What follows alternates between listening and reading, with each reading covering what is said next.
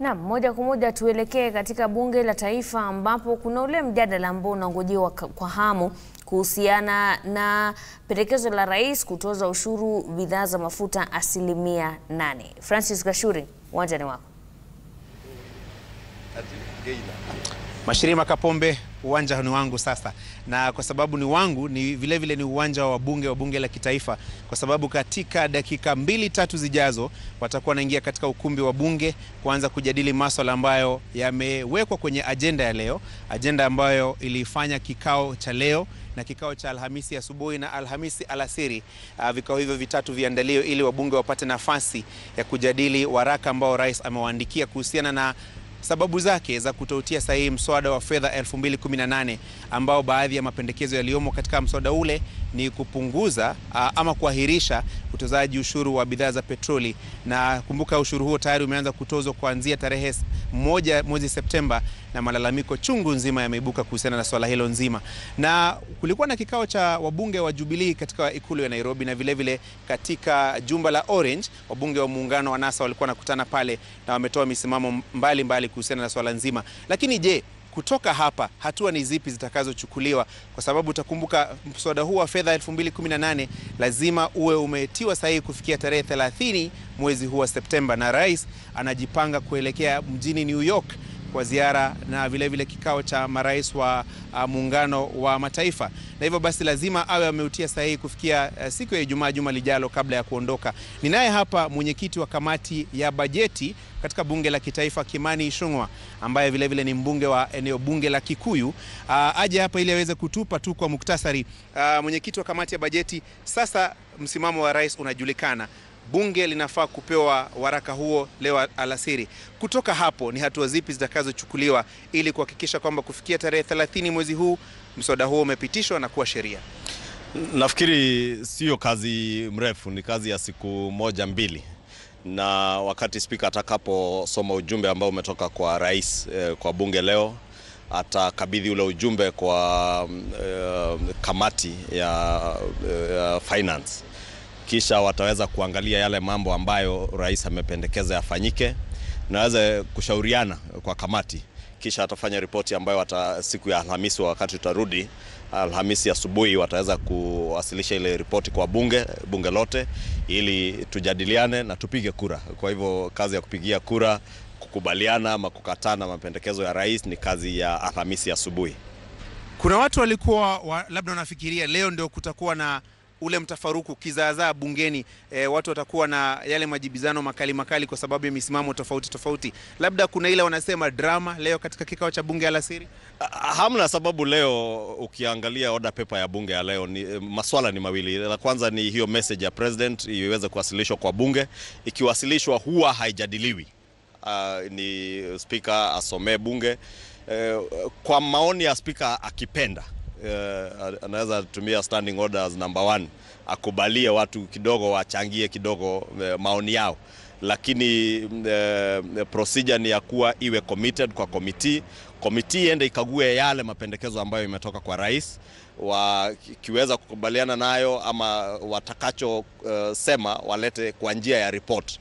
Ile report ndio ambayo itakuja kwa committee of the whole house, ambayo ndio stage ya 3 ya kuweka sheria, ili tuangalie sasa clause by clause, pendekezo hili lasema nini, hili lingine lasema nini. Kumbuka bwana Ashuri, sio tu mambo ya ushuru wa VAT kutoa 16% kuja 8%.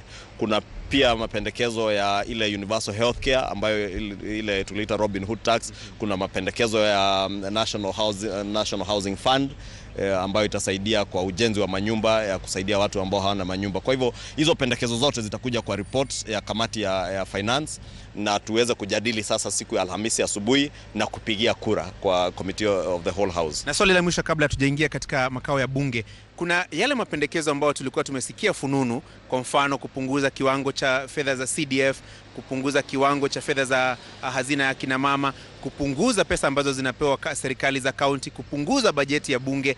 Haya mapendekezo yote bila shaka yanawagusa sana wabunge. Kwanza kabisa umekubali ni fununu. Kwa hivyo siwezi kuambia mambo ya fununu, lakini yale mapendekezo yote ambayo yatakuja, na tutaweza kujua ikifikia dakika chache zinazokuja, wakati speaker pia atawasilisha yale mapendekezo ambayo yametoka kwa National Treasury ya Supplementary Appropriations Bill, pia yatakabidhiwa kamati ya bajeti ili tuangalie kama kuna mahali fedha zaongezewa. Nilisikia Mheshimiwa Rais akisema ya kuwa amependekeza bunge liweze kuongezea idara ya mahakama fedha na idara zingine ambazo zinapigana na vita dhidi ya ufisadi.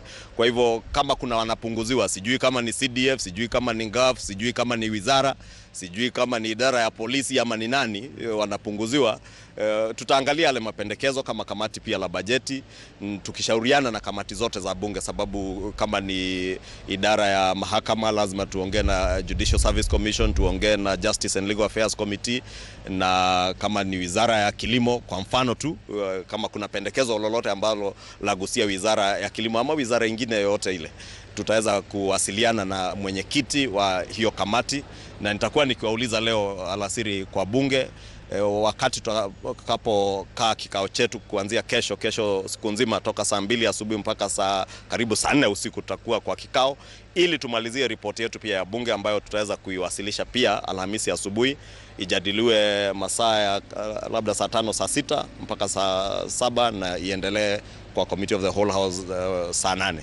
Lakini ni kama pia mna pressure sana kama wabunge, kwa sababu Wakenya wote wanaangalia kuona msimamo mtakaochukua kuhusiana na swala hili haswa la mambo ya bei ya mafuta. Nyinyi hamna pressure yote, kwa sababu nimeona hata kuna wabunge wanasema wako na orodha kama wabunge 200 hivi ambao wanasema lamno ni kupunguza kabisa ama kuondoa kabisa ushuru huu.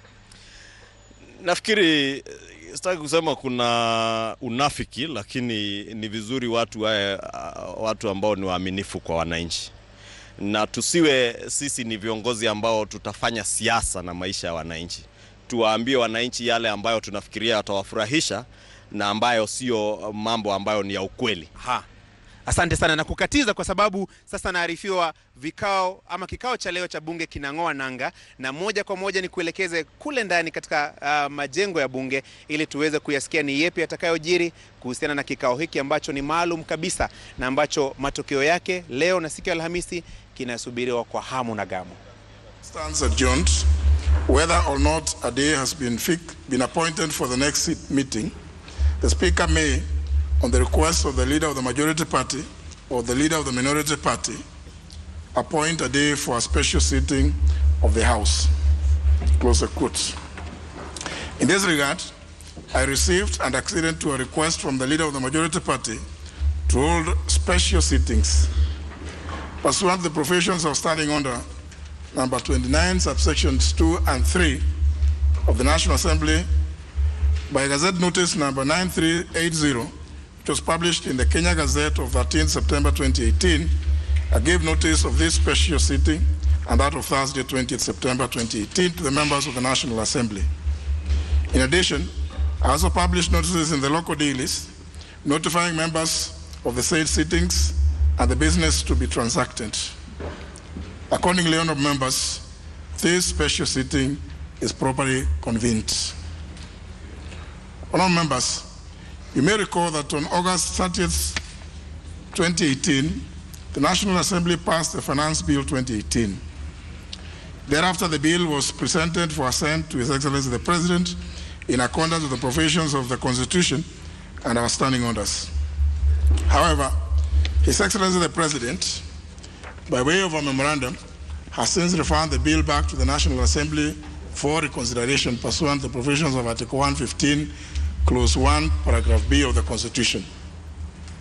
His Excellency the President has expressed the reservations on A, Clause 2 of the bill on the definition of the term winnings for purposes of taxation, B, Clause 18 of the bill on deferral of the commencement date for the value-added tax on petroleum products, C, Clause 31 of the bill on excise duty proposed to be levied on sugar confectionery and the fees charged for money transfer services, D, amendment to the Betting, Lotteries and Gaming Act on the rates of taxation for betting, gaming, lotteries and prize competitions, E, Clause 68 of the original bill on the proposed contributory scheme to National Housing Development Fund to enable access to affordable housing, F.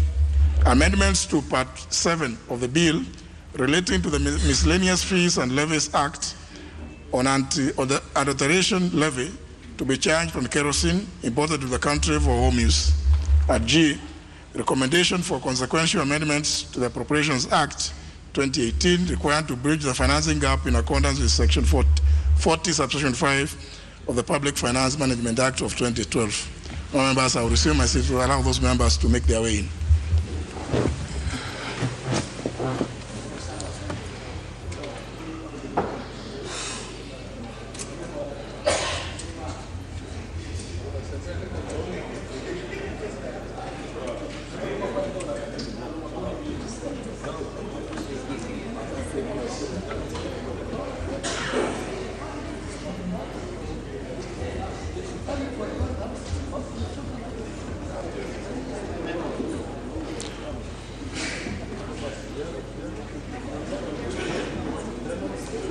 Members making their way in, please do so quickly.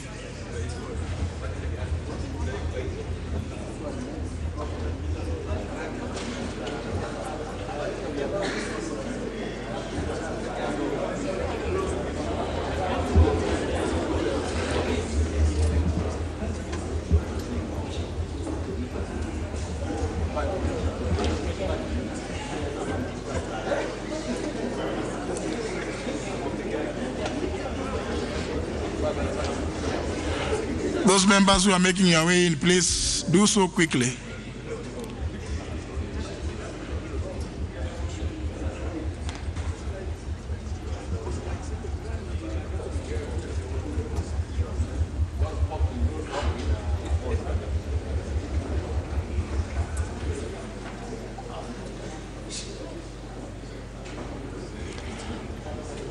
Members, you can register your presence anytime later.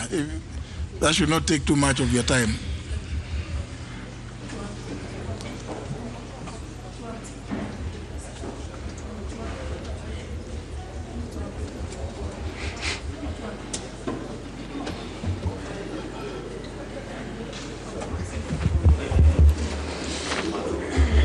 Consequently, the President recommends amendments to the said clauses and the bill. Honourable members, you may recall that Section 41 of the Public Finance Management Act and Standing Order number 245 provide that the finance bill shall be considered and approved not later than 90 days after the passage of the Appropriations Bill. The Appropriations Bill 2018 having been passed on June 26, 2018, that period expires before the ordinary resumption of the House on October 2nd, 2018, thereby necessitating the special sittings that you have been asked to attend this week. Now, members, before I commit the memorandum to the relevant committee for consideration and reporting to the House, I wish to inform the House that my office is in receipt of a letter from the member for Mathare constituency, the Honorable Anthony Tom Oluoch, touching on the memorandum. In his letter, the Honorable Oluoch raises three matters on which he seeks direction before consideration of the memorandum. These are: 1, whether where Parliament cannot raise the 2/3 threshold required under Article 155, Clause 4, Paragraph A of the Constitution, read together with Standing Order number 62 of the National Assembly Standing Orders, the effect of the failure results into the President's reservations becoming law, which in effect makes the President a legislator, contrary to the doctrine of separation of powers. 2, whether the reservations of the President, which have not been subjected to public participation in terms of Standing Order number 127, can stand the test of law. And 3, whether the reservations of the President touching on specific parts of the finance bill and not the entire bill are constitutional. Honourable members, you will recall that I did give guidance on a similar query raised in the last Parliament in a communication delivered on July 28, 2015, concerning consideration of presidential memoranda and amendments thereto. In that instance, the then member for Arienda, the Honorable Nicholas Gumbo, and sought guidance from the Speaker on the following matters relating to presidential referral of bills to Parliament for reconsideration.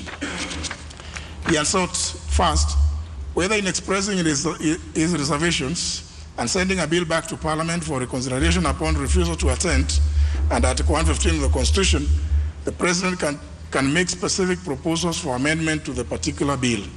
2, whether the specific proposals for amendment made by the President should go through the entire lawmaking process of consideration by the relevant committee, including pre-publication scrutiny, public hearings, first, second, and third readings.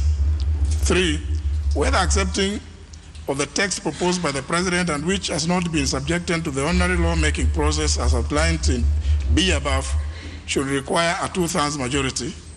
And finally, whether the House would be properly constituted if at the time of putting the question on the President's reservations or recommendations, there are less than 2/3 of all the members present in the House. Honourable members, the summary of my communication then, which is now substantively codified in our Standing Order number 154, was as follows. 1, that in submitting his reservations on a bill to the House, the President is not prohibited from including his preferred text of the particular clause, section, subsection, or paragraph of the bill. 2, that just like amendments to bills, the text proposed by the President on a bill did not be subjected to other stages subjected to a bill upon publication, that is, publication, first reading, second reading, and third reading. 3, that any committee or member of the House is free to propose further amendments to the presidential recommendations, so long as such amendments have the effect of fully accommodating the President's reservations, the voting threshold for the passage of such amendment, or indeed the proposal made by the President, is a simple majority as contemplated in Article 122, Clause 1 of the Constitution.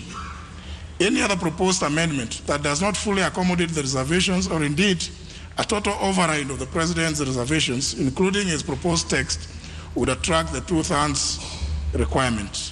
4, that pursuant to the provisions of Standing Order number 1, Clause 2, the determination of whether a proposed amendment by a member or a committee to the President's reservations would have the effect of fully accommodating those reservations shall be made by the Speaker on a case-by-case basis. And finally, that the absence of at least 2/3 majority at the time of putting the question does not in any way imply that the House is improperly constituted. Once again, members, and allow the members come to make their way in. Make your way in.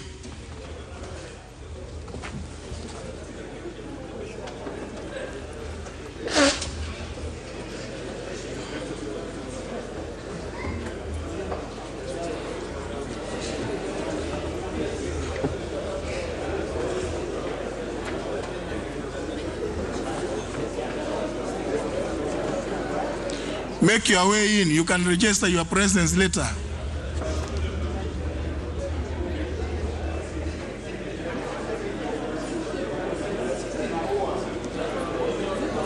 Members making your way in, like Honorable Wanga. The Honorable Wanga, make your way in quickly. I've just allowed you time to come in.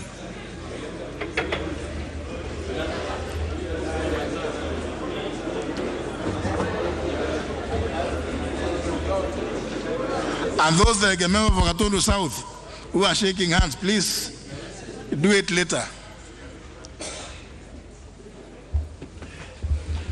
Honourable members, we proceed. In that particular communication, I did interrogate at length the issues raised by the Honourable Oluoch with regard to the participation of the President in lawmaking as allowed by Article 115 of the Constitution. In answer to the first issue raised by the Honourable Oluoch, members will note that the 2/3 voting threshold only becomes applicable to the House if it intends to negate or amend the proposed text in respect of the reservations made on the finance bill in a manner that does not fully accommodate the President's reservations. It is not a requirement that affects the quorum of the House at the commencement or consideration of the reservations. In terms of the procedure to be adopted in considering the reservations, the procedures of the House are quite clear.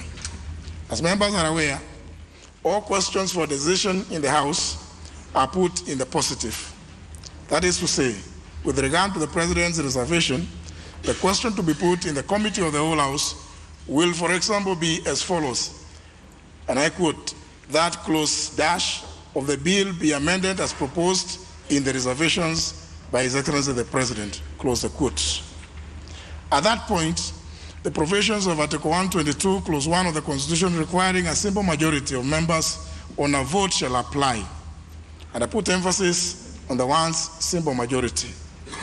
In terms of procedure, this is exercised by way of collection of votes of ayes and nays as provided for in our standing order number 69 regarding voting in the House.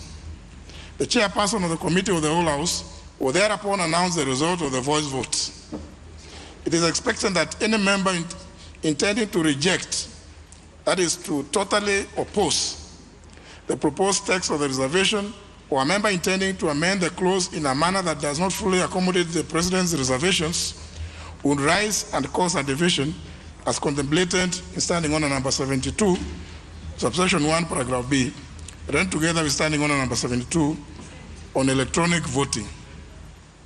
If 30 or more members rise to claim a division, the chairperson shall forthwith order that the division bell be rung as usual.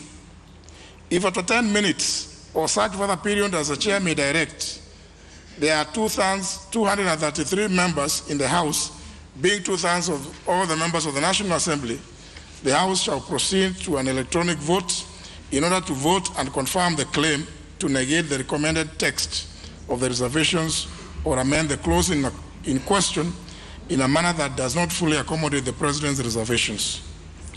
Where there are less than 233 members in the House, despite the ringing of the division bell, the members claiming a division will have failed to garner the numbers required under Article 115, Clause 4, Paragraph A of the Constitution, and therefore uphold the earlier decision made by way of a voice vote.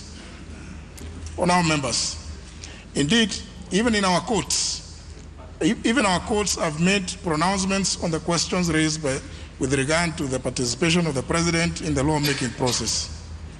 This was the case with regard to the passage, referral, and assent of the Kenya Information and Communications Amendment Act of 2013, the Public Audit Act of 2015, and the Finance Act of 2017, where the courts in separate suits affirmed the constitutional role of the President as outlined in Article 115 of the Constitution vis-à-vis the role of the House in the consideration of the President's reservations.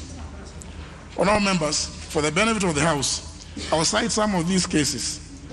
With regard to the enactment of the Kenya Information and Communications Amendment Act 2013, it was argued in court that the manner in which the bill was referred back to the National Assembly with recommendations on various clauses amounted to the President assigning himself a legislative role, that role which does not contemplated or provided for in the Constitution, in violation of the doctrine of separation of powers. It was further contended that the referral of the bill to the National Assembly with explicit reservations and suggested alternative clauses and the acceptance of the recommendations by the National Assembly amounted to a usurpation of the legislative authority and a surrender of constitutionally vested power by the National Assembly. And this you'll find in the Nairobi High Court Constitutional Petition number 30 of 2014, which was consolidated with petition number 31 of 2014 and Judicial Review Miscellaneous Application number 30 of 2014. In a decision rendered by a 3-judge bench, the court ruled that the petitioners had assigned a narrow meaning to the term reservations that was not in accord with the Constitution.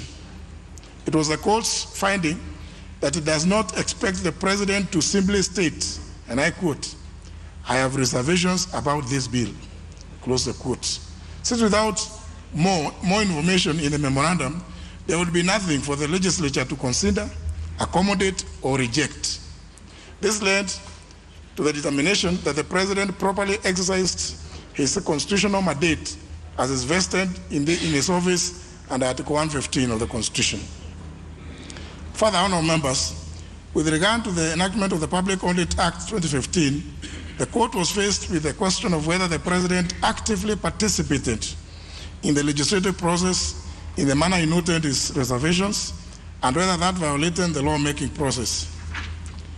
And in answer, the court agreed with the decision of the three-judge bench in the Kika case, of 2013, noting that it was unable to find fault with the procedure adopted by the President in making his reservations, which included recommended text that both houses passed when returning it to Parliament. Similarly, honourable members, the court was recently invited to declare that the President, as having overstepped his mandate under Article 115 of the Constitution by referring back the Finance Bill 2017 with reservations, including a recommendation on the reduction of the rate of taxation applicable to betting, lotteries, and gaming activities, as proposed by the House in its amendments to the Betting, Lotteries, and Gaming Act. In affirming the role of the President in the lawmaking process, the court categorically stated, and I quote, "The constitutional power of the President to state what is wrong with the bill can be done without making recommendations or proposals to Parliament to avoid the danger of being perceived to be descending to the legislative arena, which is a function of Parliament. However, to the extent that members of Parliament have the constitutional safeguard and freedom of rejecting the recommendations, I find that it would be unsafe to conclude that they were influenced by the President's proposal," close the quotes. That is in the case of Nairobi High Court, Constitutional Petition number 553 of 2017. Honourable members, from the precedents set by this House and affirmed by the view taken by courts, it is therefore apparent that the claim by the member for Mathare constituency and his apprehension that the consideration of the President's reservation is in effect an unconstitutional fait accompli, which leaves them with no option, is misplaced. Indeed, Article 115 of the Constitution clearly allows the President to participate in the lawmaking process through suggestions made to this House in his reservations. The reservations by the President will be presented as a proposal to the House for agreement, and the House may vote to either include it in the bill, negative it, or amend it, subject to the applicable voting thresholds prescribed under Article 115 of the Constitution. The obligation to raise the voting threshold is left to those wishing to negative the proposed text or amend the text in a manner that does not fully accommodate the President's reservations. With regard to the implication of this higher voting threshold requirement on the legislative authority of Parliament, allow me to quote the findings of the learned judge of the High Court in the case of the Public Audit Act 2015. Quote, "The President's reservations were expressed in his memorandum to Parliament in the form of several recommendations and suggestions that Parliament eventually approved and passed without amendments. The drafters of our Constitution must have intended that the President's reservations should almost prevail when they imposed a higher threshold of 2/3 of members in order to reject or amend the reservations," close the quotes. And that was in the High Court petition, Constitutional Petition number 388 of 2016. Honourable members, the second issue raised by the Honourable Uluru relates to the issue of public participation on the President's reservations. On this question, I will reiterate my ruling delivered on July 28, 2015 on the reservations not being subjected to the normal bill procedure under the standing orders, since the President is availing himself to an opportunity similar to that enjoyed by members of this House when proposing amendments during the committee stage. Committee stage amendments are only considered during that stage, and are not subjected to other processes that a bill goes through prior to that stage. As a matter of fact, in the case of the Finance Act 2017, the learned judge of the High Court did find that, and I quote, "On the alleged non-compliance with the standing orders, the earlier communication from the Speaker of the National Assembly is instructive. It will suffice to state that just like amendments to bills, the text proposed by the President on a bill need not be subjected to other stages subjected to a bill upon publication, that is, publication, first reading, second reading, and third reading. Consequently, I find that there was no breach of the procedural requirements, and that is found in the High Court Constitutional Petition number 353 of 2017.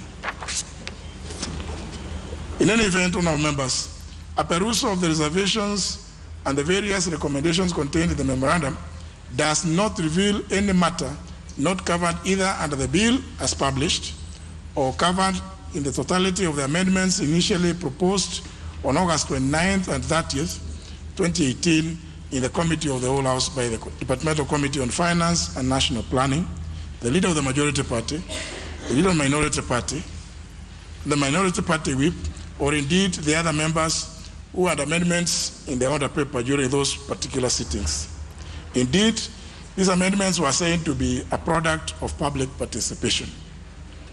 Members, once again, let me allow the members to make their way in. Quickly, please.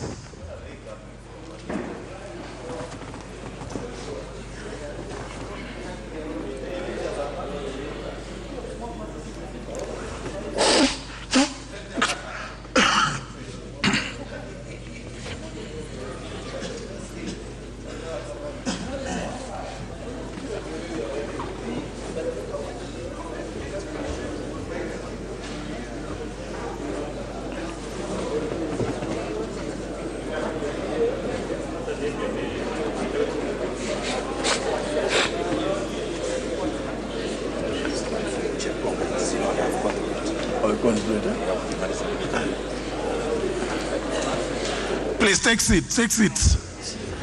Take seats quickly, since in any event you are coming late.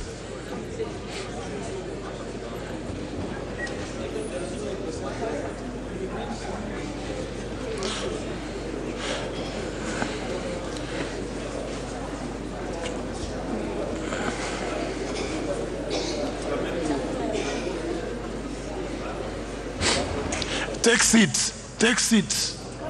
Take seats, please.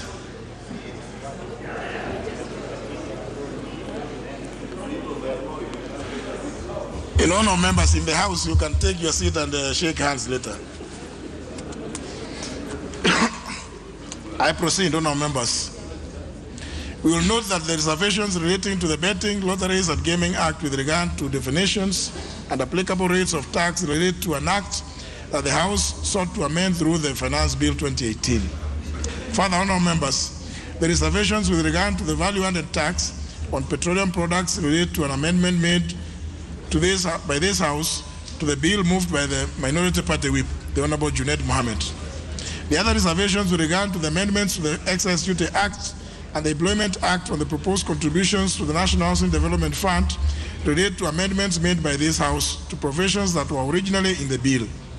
Indeed, the reservation and recommendation on the National Housing Fund is nearly word-for-word similar to the amendment proposed by the chairperson of the Departmental Committee on Finance and National Planning and the leader of the majority party during the committee stage of the bill, which was said to have been initiated as a result of public participation. The query with regard to the need for public participation is therefore disingenuous and unnecessary. Honourable members, the Honourable Uluoch raised a third issue of whether the President's reservation with regard to the Finance Bill 2018 amounts to line item veto, and if it does, whether the same is constitutional. In parliamentary parlance, a veto is a constitutional right to reject a decision or proposal made by a lawmaking body.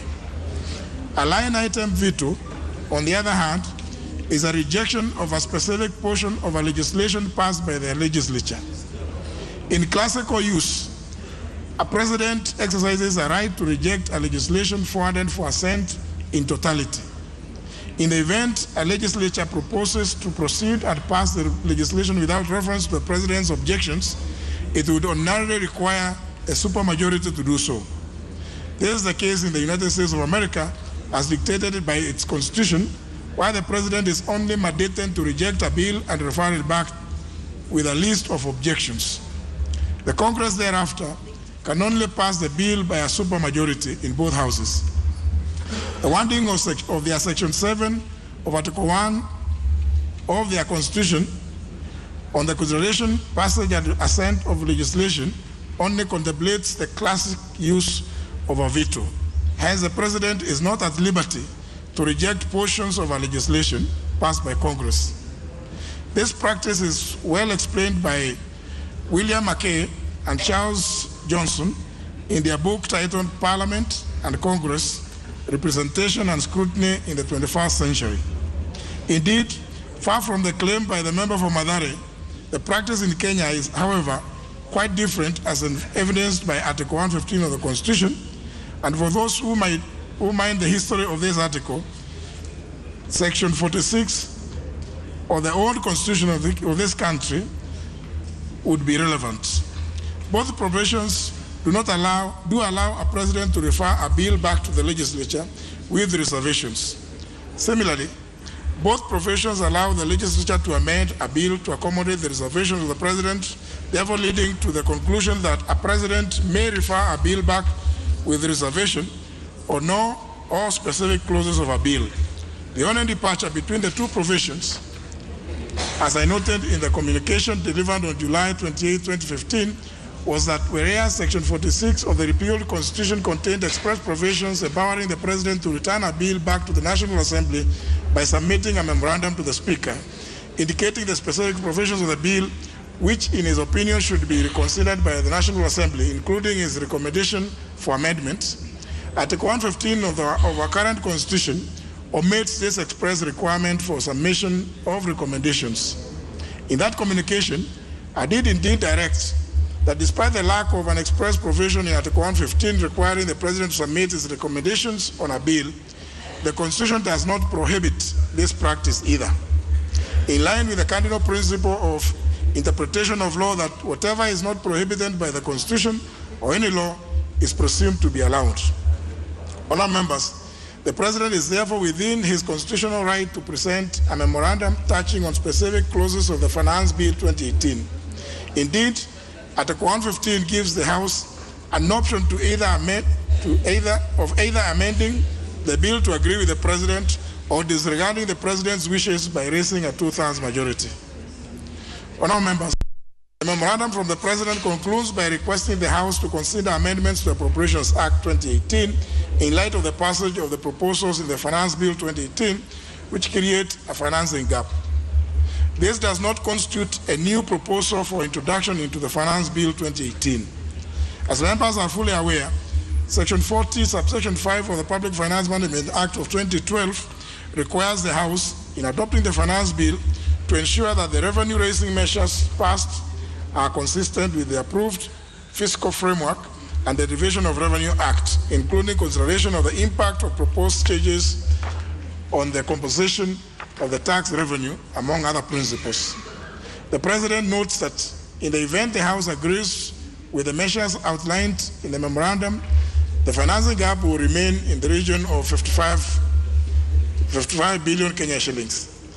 Consequently, the House shall have to amend the Appropriations Act 2018 as required by law to eliminate this gap or such other amount as may result from any amendment made to the Finance Bill 2018. That process will be referred to the Budget and Appropriations Committee as contemplated by the Public Finance Management Act 2012 and our standing orders. As I conclude, honourable members, I thank the member for Mathare constituency for bringing forth these issues that have necessitated me to consolidate the message from the President with this communication as a guide to the House. The President's memorandum stands now committed to the Departmental Committee on Finance and National Planning for consideration. The committee should table its report in the morning of Thursday, 28 September 2018. I wish to reiterate to the House that the Senate committee that only the clauses of the bill that have reservations ought to be considered.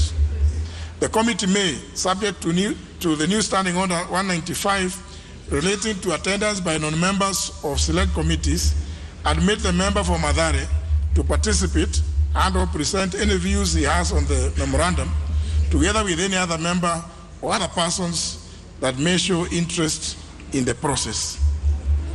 I also direct the clerk to now circulate the memorandum from His Excellency the President to all members so that you can familiarize yourselves with its contents. The clerk is further directed to avail this communication to members together with my communication of 28 July 2015 regarding consideration and scope of presidential reservations. Indeed, honourable members, my many rulings on these matters have been codified into a small book. I thank you, honourable members.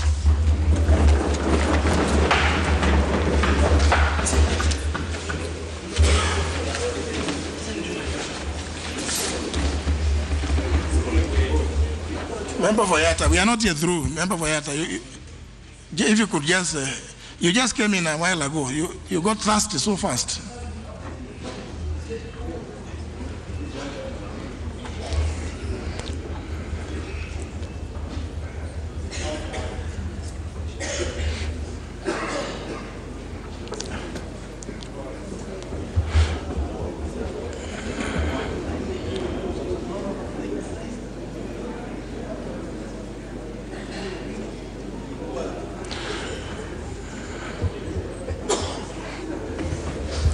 Honourable members,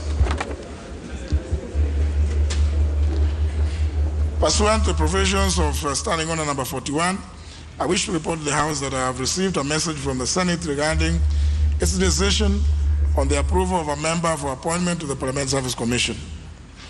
Honourable members, the message reads in part, and I quote, "In accordance with the provisions of Article 127, Clause 2, Paragraph D of the Constitution, by a resolution passed on Thursday, September 13, 2018, the Senate also approved the appointment of the Honourable Samuel Kiprono Chepkonga as a member of the Parliament Service Commission."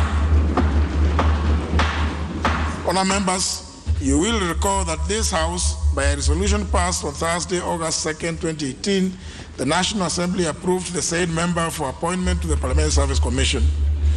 This therefore concludes the bicameral approval of the appointment process and paves the way for the Commissioner to take oath of office as required under Article 74 of the Constitution before he commences his duties. And the Honourable Chepkonga is therefore invited, if he is available, to appear before the chairperson of the Commission anytime from tomorrow morning. I thank you now, members.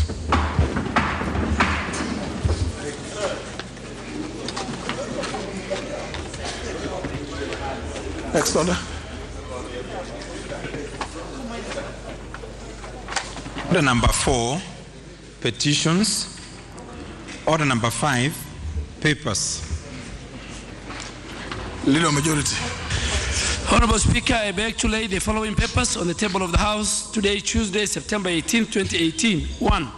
2018-2019 Supplementary Estimates 1, Program-Based Budget of the National Government of Kenya for the year ending 30th June 2019.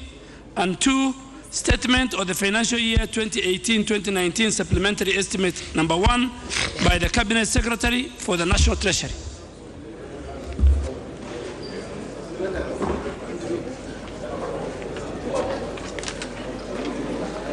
Order number 6, notices of motion. Order number 7, questions and statements.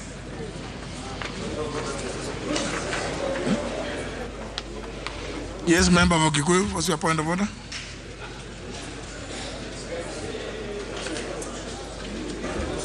Thank you, Honourable Speaker. Really not a point of order, Speaker, but a point of information, just to appeal to members of the Budget and Appropriations Committee in view of the paper just laid by the Leader of Majority on the supplementary appropriations estimates, that we have a meeting tomorrow morning and the whole day. And I also wish to take this opportunity, Honourable Speaker, to ask all chairs of committees to be able to join us tomorrow. We will make it known through the liaison committee, the venue of the meeting, so that we are able to deliberate on the estimates and be able to have a report ready by Thursday morning. Of course, all chairs of committees except the 2 oversight committees and the special funds committee.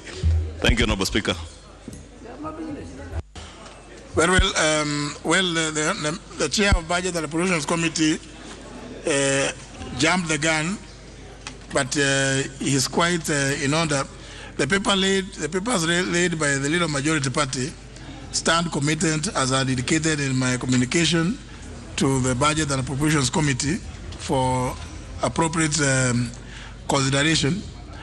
And as you invite chairs of other committees to your meeting, I think I would also want to direct members of the Parliamentary Service Committee and the clerks of the Houses of Parliament, more particularly the chair of the Finance Committee of the Commission, the Honorable Keinan, to also appear before your committee. The Honorable Keinan is the chair of the Finance Committee of the Parliamentary Service Commission. So, because I'm sure the meeting may have a few issues that you may wish to have considered or looked into. Yeah, the Honorable Keinan is present. Yes, and he can carry with him as many other commissioners as possible.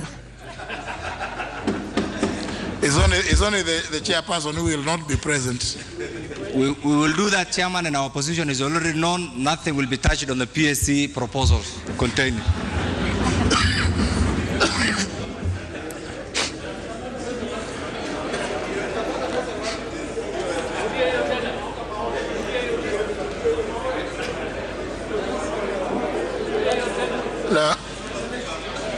No, the Honorable Keinan has made this.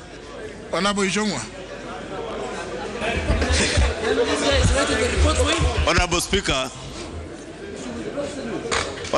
I think in your magnanimity you have indicated that the chair of the Finance Committee of the Parliamentary Service Commission will appear together with other commissioners before the committee. And indeed, Honorable Speaker, I want to confirm that indeed a letter should be on its way, inviting members of the Parliamentary Service Commission and members of the Judicial Service Commission into the meeting tomorrow morning.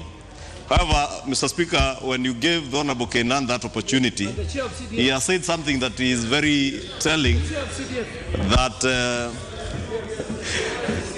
Chair, when I said all chairs, it meant even the chair of the CDF committee is also invited. That is why we invited all chairs of committees, except the oversight committees. Honorable Chair, what I had a problem, Mr. Speaker, with is the assertion by Honorable Keinan, who purports to be now writing the report on behalf of the Budget and Appropriations Committee, indicating that nothing will be touched. Honorable Ishongwa, you are now out of order because we are discussing nothing. Honorable members, I don't know who is the vice chair of the CDF committee. Yes, as Honorable Omar, I know that the chair is indisposed and out of the country. Honorable Wahungu. Thank you, Mr. Speaker. Mr. Speaker, I was raising the matter on the chair of the CDF, and like enough the chairman had raised. Because looking at that memoranda, you find that CDF is under threat. So it's important that the chair of CDF should be there, and even any other friend of the committee should also be there to appear before the budget committee so that we can consider it accordingly and act appropriately. I thank you. Now, you know, members, there is the invitation is from the chair of budget committee. I see the member for Homa Bay Town. Yes, thank you, Mr. Speaker. Mr. Speaker, I thank you for reconvening the House during recess. Mr. Speaker, the matters that we are going to transact between today and on Thursday would be matters of grave national importance, Mr. Speaker. Mr. Speaker, would I be right to seek your indulgence as the chair to reorder the order paper so that we can deal with the matter of VAT straight away? I thank you, Mr. Speaker. Which order paper?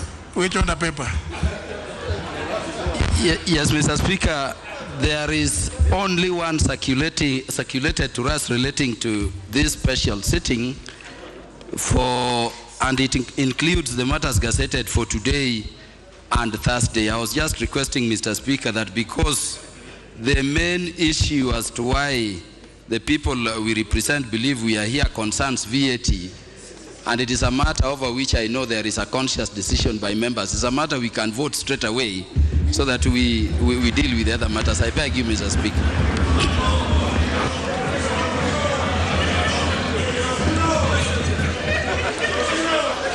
You know, honour members, and like all of you,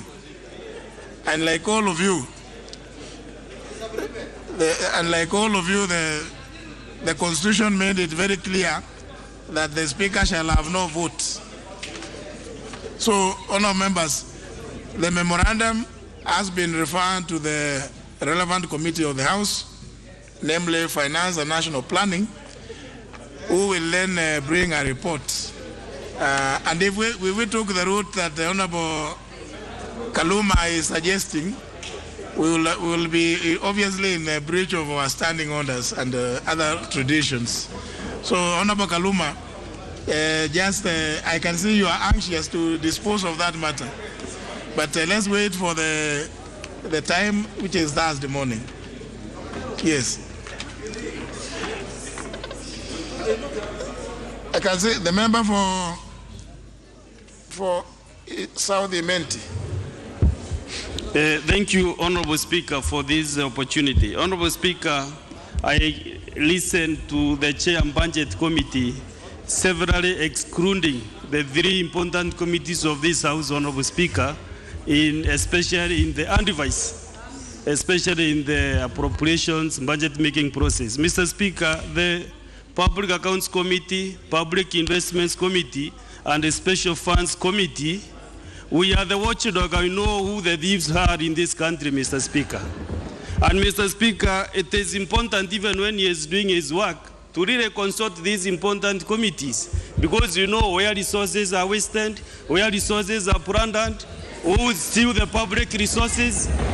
Therefore, I think the Chairman Budget Committee should be a friend of these three watchdog committees, and he should not see these committees as enemies of this House or of the process that is done in this House, Mr. Speaker. Therefore, it is important, Honorable Kimani Ichung'wah, my good friend, not to be intimidated by these three committees, because like now, if you tell me where to cut, in special funds, Mr. Speaker, we have realized that all the funds that we have in the ministries, all these funds go to waste. And therefore, Mr. Speaker, if you ask me today where we can cut in budget and where we can get money to fill the budget hole, I can tell you even at 1 o'clock when I'm asleep, Mr. Speaker. Therefore, Mr. Chairman should really be a friend of our committees, because we can really make his work easier. Thank you, Mr. Speaker, and I can see my colleagues also agitated by his statement. Thank you, Mr. Speaker. Yes, Leader Majority. Speaker, this House now is close to over a year. And I want to confirm that this funds committee, the Public Accounts Committee, the Public Investment, and the Special Funds are yet to table a report here. And based on that report, then we can use it as a record of the House to where to cut expenditure and where there's wastage. And this, I think, Mr. Speaker, is a wake-up call. Honorable Wandai is doing a very good work, and Honorable Nasir, and Honorable Kathuri. But you know, interrogating people in room 7 and 9 is not the end of the business. What is the end of the business is when a report is tabled and is approved, and then other agencies can use to bring those people to book.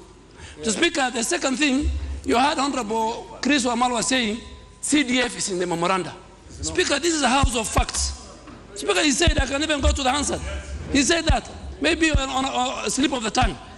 What CDF will be found, if at all, in the estimates, supplementary estimates that I have tabled. This memoranda, Mr. Speaker, has about 5 items, which the House needs to agree with in one way or the other. Mr. Speaker, the roadmap is set. And Kenya is a parliamentary democracy. So, and you know, when I say Kenya is a parliamentary democracy, there are parties that form parliamentary parties. So, Mr. Speaker, I really want Honorable Wandai and Honorable Nasir. They are doing very good work. And Honorable Kathuri It may be when we come back in October, and the House Business Committee that you chair will give it a priority, so that we know in record at the plenary where wastage in government is happening. And that will not help the people of Kenya alone. It will even help the president in making sure certain people are also relieved of their duties. But now, 1 year down the line, we don't have a report. No, not a point. You know, points of order should not be confused with points of arguments. Honorable Kajwang, what is your... Mr. Speaker, please. Protect me. I can speak on your behalf. Come here. Here. Mr. Speaker. Here.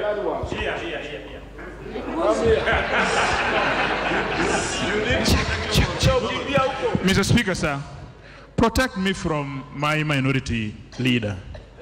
Mr. Speaker, sir, as you see, I am sitting next to him. My minority leader is threatening me with the consequences of participating in this House pursuant to Article 117, which states that this House, there is freedom of speech in this House, and everybody will follow its conscience, and that this is a house of debate. Mr. Speaker, sir, he is talking about issues which are outside of this parliament. And Mr. Speaker, sir, it is the same thing which the leader of majority, in a way in which he is trying to cast aspersions by telling us about this parliamentary democracy, telling us about some things outside the house that we do not know.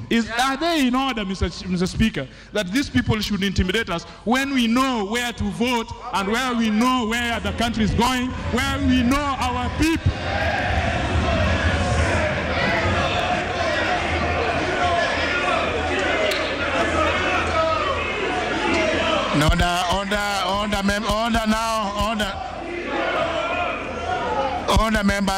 Order members. Order now, order.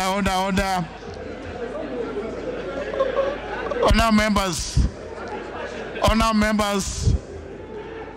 The chair will obviously not be able to rule on whether the leader of minority party is in order or not, arising from a complaint that whose genesis is maybe some whisper between the Honorable T.J. Kajwang and himself.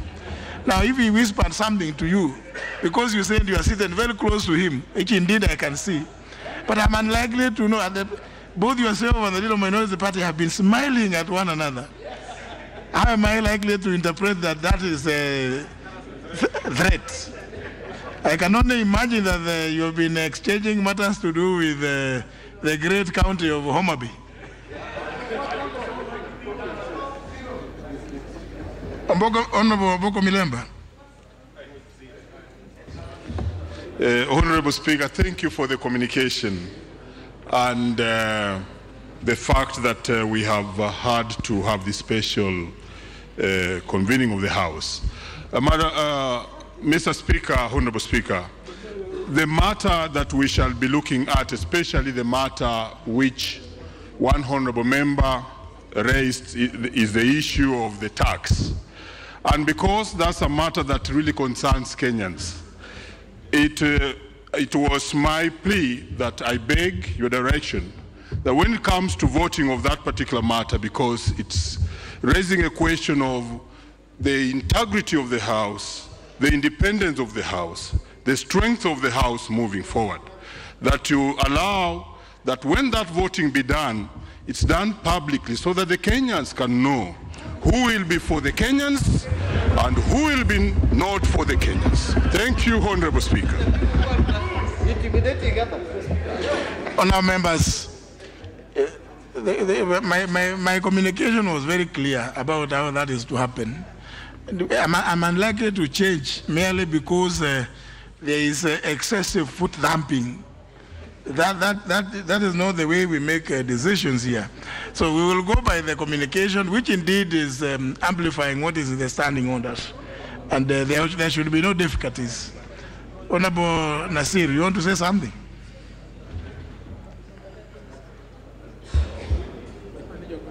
Thank you very much, Mr. Speaker. With due respect, because our committees that we chair have been mentioned, and with due respect, Mr. Speaker, when we're told that 1 year down the line, we as a committee have only been constituted for hardly about 6 months. And the level of corruption that has been there in these state corporations have been so intricate and complex, Mr. Speaker, and I'm glad that my brothers, Honorable Duale and the Chair of Budget are in agreement that people need to fry and people need to burn to set an example that corruption is not allowed. So when we bring these reports, Mr. Speaker, to this House, we are hoping the same enthusiasm so that we have zero levels of corruption in this country, we have zero tolerance on public misuse, and then eventually we'll have zero taxation on fuel. Thank you very much, Mr. Speaker.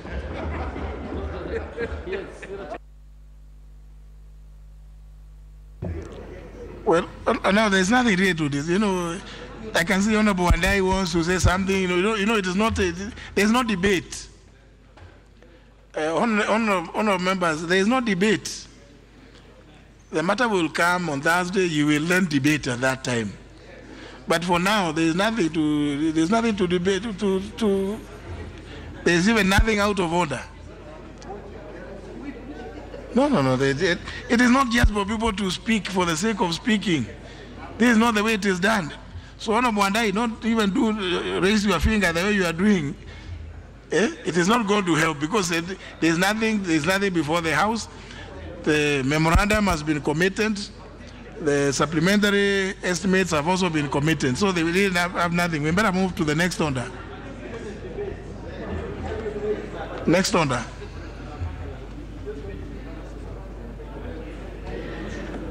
Order number 8, the Urban Areas and Cities Amendment Bills, Senate Bill number 4 of 2017, second reading. Leader of Majority. Speaker, because you have committed the memoranda to the Finance Committee, and you have also committed the bulky supplementary appropriation estimates to the Budget Committee, in order to give our members time to go and read and internalize that, I will ask that we defer order number 8, number 9, 10, and 11, Mr. Speaker. I've asked you to defer order number 8, 9, and 10, and 11, Speaker. Very well, order members, order now, order members. Where? Order members. Order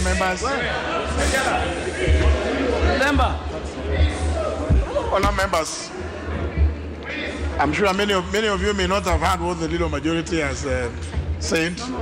He has asked for the deferment of the businesses appearing as orders number 8, 9, 10, and 11, so that to enable members enough opportunity to go and look at the memorandum as well as participate tomorrow effectively in the business before the Budget and Appropriations Committee.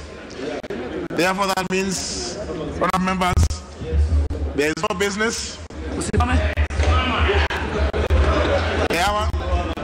Honourable members, the hour being 34 minutes past 3 p.m., this House stands adjourned until Thursday, 20th of September at 9:30 a.m.